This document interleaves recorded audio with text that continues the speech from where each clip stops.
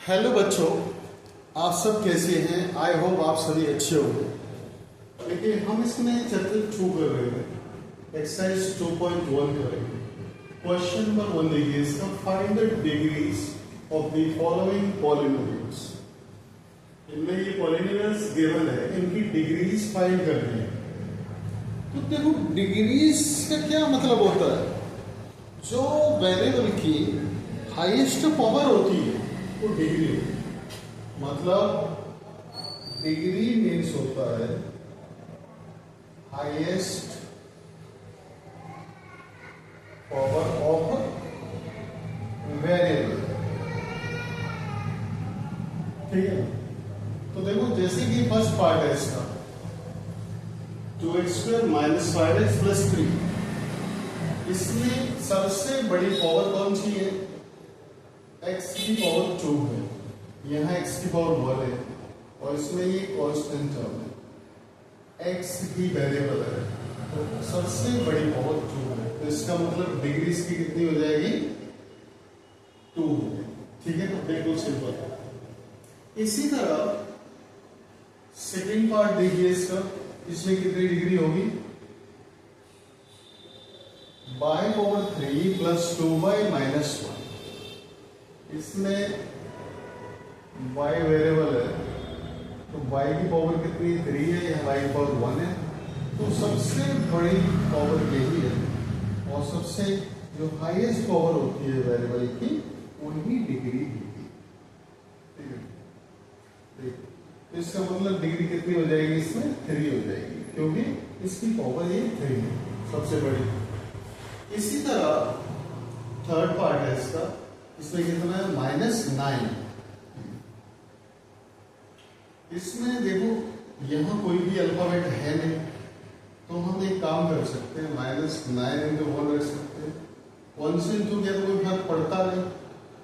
यहाँ कोई भी अल्फाबेट ले लो, x⁻0 जिसे रखता है, किसी भी बेस की पावर 0, उसका मतलब 1 होता है, तो 1 के प्लेस पर हम नहीं रखता। इसमें x की पावर कितनी है, मतलब वेरिएबल की जो पावर है 0 है, तो डिग्री कितनी हो जाएगी हमारे? 0 हो जाएगी। ठीक, इस तरह से थर्ड पार्ट हो गया। नेक्स्ट फोर्थ पार्ट देखिए, 4z - 3।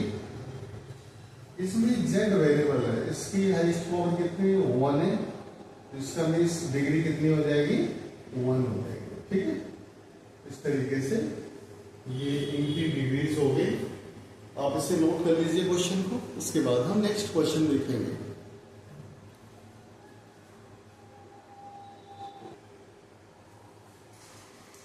नेक्स्ट क्वेश्चन नंबर 2 देखेंगे हम। Right polynomials of degree 1, 2 and 3। Question में कह रहा है डिग्री 1 एंड 2 एंड 3 वाले पॉलिनोमियल्स लिखते हैं, जिनकी डिग्री 1 हो, जैसे डिग्री 1, इसका मतलब डिग्री 1 वाला जो होगा उसको लीनियर पॉलिनोमियल बोलते हैं। क्या बोलते हैं? Linear polynomial. ओके, जैसे एग्जाम्पल के तौर पे हम दे सकते हैं, जिसकी पावर हाईएस्ट पावर वेरिएबल की 1 हो, 2x - 3, क्योंकि यहां पावर 1 है इसकी। इसी तरह एक एग्जांपल और ले लेते हैं, 4y + 5। ठीक है, अल्फाबेट कोई भी ले सकते हैं, तो ये तो डिग्री 1 वाला हो गया। ठीक है, मतलब ये है वेरिएबल की जो पावर होगी उसके हिसाब से रखा जाएगा। अब इसमें डिग्री 2 है, ये फर्स्ट हो जाएगा। सेकेंड डिग्री 2, इसके हिसाब से जो हाईएस्ट पावर होगी वेरिएबल की कितनी होगी? 2 होगी। इसमें दे सकते हैं हम 2x² + 3x - 4। ठीक है, एक और एग्जांपल दे देते हैं, 4y² - 5y + 16। ठीक है, इस टाइप से। तो इसको 2 डिग्री वाले को क्या बोलेंगे हम? Quadratic polynomial. ठीक है, क्वाड्रेटिक पॉलिनोमियल। ठीक है ना, बिल्कुल सिंपल है। इसी तरह नेक्स्ट हमारा डिग्री 3 वाला होगा, इस तरफ दे देते हैं इसको, डिग्री 3 वाला। डिग्री 3 वाले को क्या कहेंगे हम भाई, 1 वाला लीनियर हो गया, 2 वाला क्वाड्रेटिक हो गया, तो 3 वाला क्यूबिक हो जाएगा। क्या बोलेंगे इसको, क्यूबिक पॉलिनोमियल। ठीक है, इसके लिए एग्जांपल, जिस वेरिएबल की जो हाईएस्ट पावर होगी वो कितनी होगी, 3 हो, तो हम दे सकते हैं x cube minus 2x square plus 5x plus 4। या सेकेंड देखो, जैसे bye 2y power 3 plus 6y minus 5। ठीक है, बीच वाले टर्म हो या ना हो, बस वो जो डिग्री वाली, डिग्री जितनी है उतनी हायर पावर उसमें जरूरी है करना। ठीक है, तो इस तरह से ये तीनों की जो है हो जाएगी, डिग्री 1, डिग्री 2, डिग्री 3 वाला। तो आप इसे नोट कर लीजिए। इसके बाद हम नेक्स्ट क्वेश्चन देखेंगे।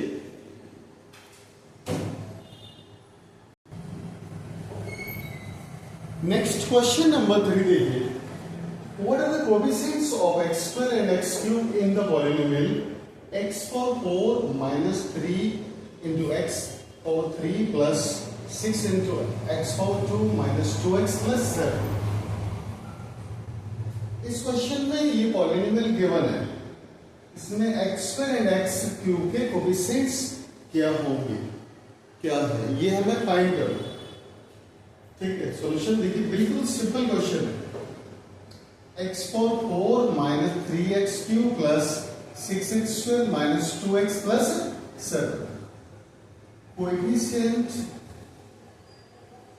ऑफ x स्क्वायर, तो x स्क्वायर वाला टर्म कौन सा है, ये है। x स्क्वायर के साथ क्या नंबर मल्टीप्लाई है, 6 प्लस 6, तो 6 इसका कोएफिशिएंट हो जाएगा। ठीक है, आंसर हो जाएगा। इसी तरह कोएफिशिएंट ऑफ x क्यूब वाला टर्म कौन सा है, ये है। x क्यूब के साथ कितना मल्टीप्लाई, -3। ठीक है, तो -3 इसका कोएफिशिएंट हो जाएगा x क्यूब का। तो ये दोनों इस तरह से आंसर हो गए, इन्हें आप नोट कर लीजिए। इसके बाद हम नेक्स्ट क्वेश्चन देखेंगे।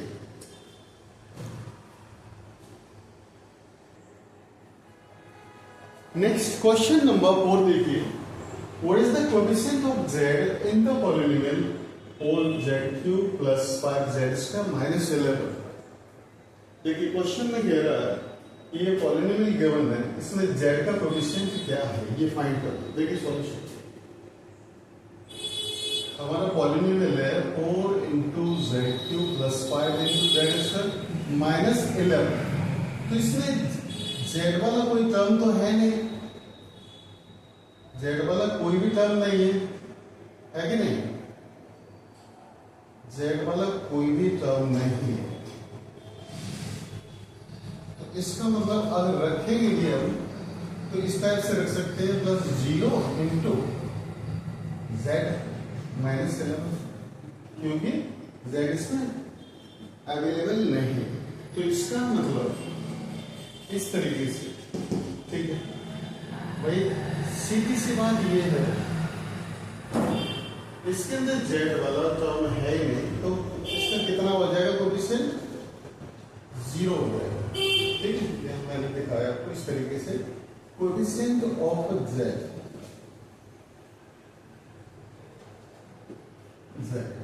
Is equal to 0। ठीक है ना, इस तरीके से इसका जो है 0 आ जाएगा।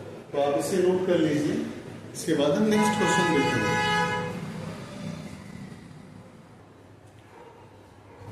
नेक्स्ट क्वेश्चन नंबर 5 देखिए, what is the constant term of the polynomial 9x cube plus 5x square minus 8x minus 10। देखिए पॉलिनोमियल हमारा ये गिवन है, इसका कांस्टेंट टर्म क्या है ये फाइंड करना।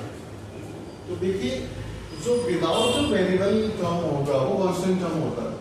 ये तो वेरिएबल है इसके साथ में, यहाँ भी एक्स क्यूब के साथ है 9, एक्स के साथ 5 है, एक्स के साथ -8 है, ये विदाउट वेरिएबल है -10, मतलब इसके अंदर ये होता है कि constant term is equal to a term without variable, a term without variable, ठीक है ना। तो सीधी सी बात है, विदाउट वेरिएबल तो एक ही टर्म है -10, तो यही इसका कांस्टेंट टर्म हो जाएगा, कांस्टेंट टर्म हो जाएगा हमारा -10, ठीक है। तो इस टाइप से इसका ये आंसर हो गया। तो आप इसे अच्छे से नोट कर लीजिए, ठीक है ना। अब नेक्स्ट वीडियो में हम नेक्स्ट एक्सरसाइज करेंगे। अगर आपको कोई भी किसी भी तरह का डाउट हो तो कमेंट्स करके पूछ सकते हैं। And thanks for watching.